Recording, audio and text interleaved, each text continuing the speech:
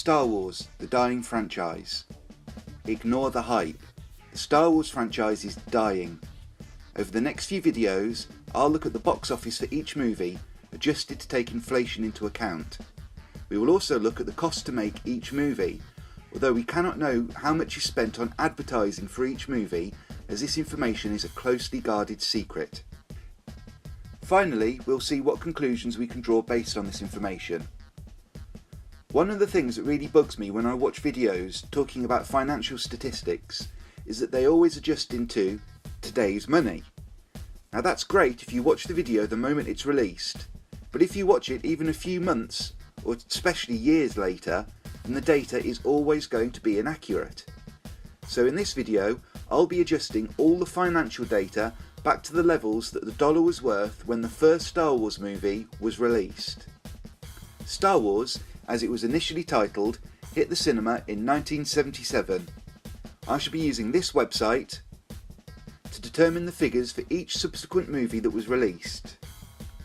In 1977, Star Wars: A New Hope raised over $460 million domestically. It raised over $325 million internationally, for a grand total of $786,589,007. The Empire Strikes Back was released 3 years later. Domestically and internationally, it raised $534,171,960. We adjust that to the 1977 dollar value, and that gives us a relative value of $392,849,766.70. So the third movie, Return of the Jedi, was released another 3 years later. This one raised $572,705,079, giving us a 1977 dollar value of $348,453,090.23. We see during this period that the highest grossing movie was the first film, and that each movie was released 3 years after the previous one. We'll save drawing any conclusions until the end of the video. So, we next jump to the prequel trilogy. The Phantom Menace was released in 1999. That's a gap of 16 years between the original trilogy and the prequel trilogy. The Phantom Menace featured few of the original cast, as it was a prequel set an entire generation before the original trilogy.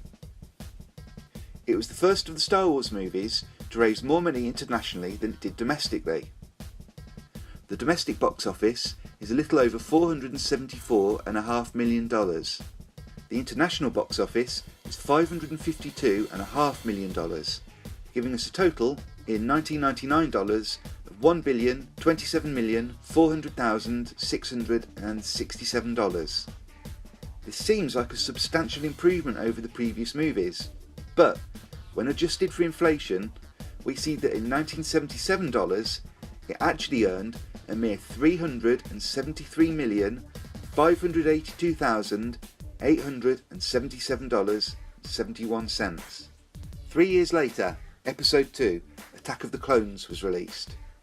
Overall, it earned $656,695,615. Transforming the 2002 dollar value into the 1977 dollar value gives us an adjusted total of $221,210,418.39. Another 3 years later, we saw the final movie in the prequel trilogy hit the cinemas. Overall, the 1977 dollar value for its box office was $263,437,439.56. 10 years later, we saw the first release of the Star Wars movie under the leadership of Disney and Kathleen Kennedy. The Force Awakens grossed $936,662,225 domestically and $1,122,000,000 internationally, giving us a grand box office total of $2,058,662,225, but that is in 2015 dollars. When this is converted into the 1977 equivalent, it actually raised $526,354,357.85. Rogue One was released 1 year later. It takes place immediately before A New Hope and included digitised versions of actors such as Carrie Fisher and Peter Cushing, the first being significantly older than her character during the events portrayed in the movie, and the other having died many years earlier.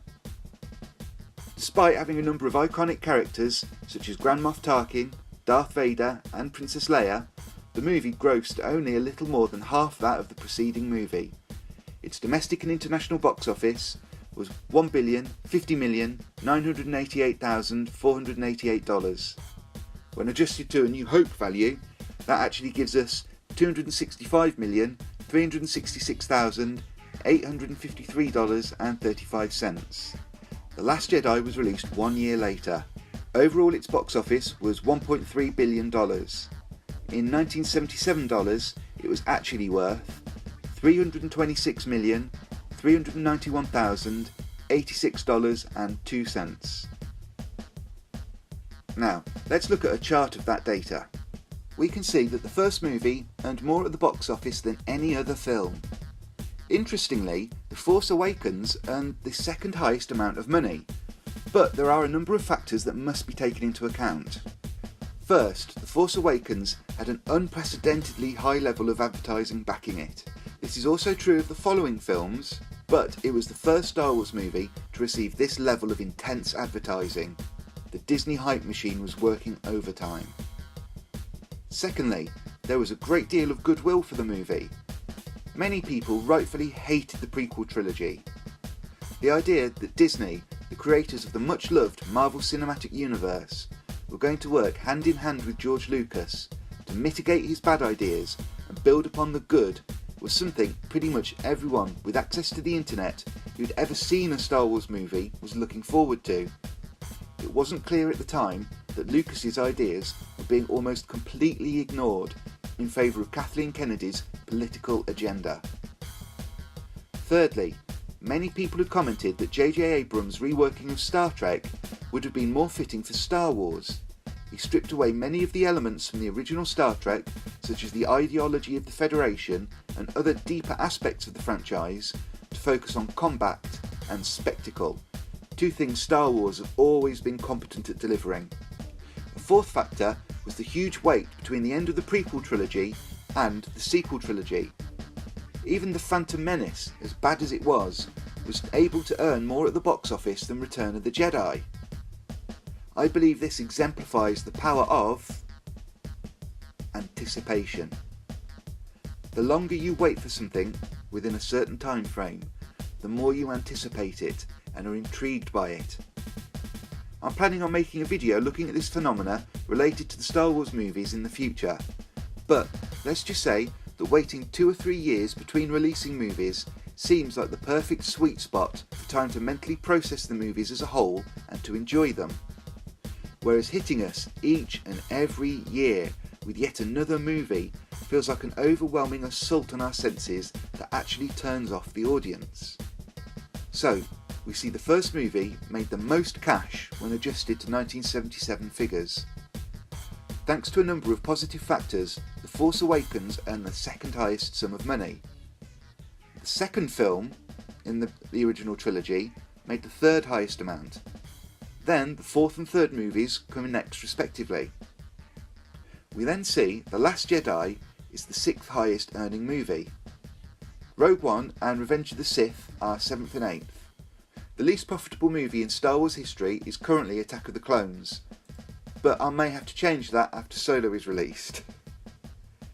Let's look at a trend line to see where we can estimate the next few movies' profits are going to be. This trend line is shocking.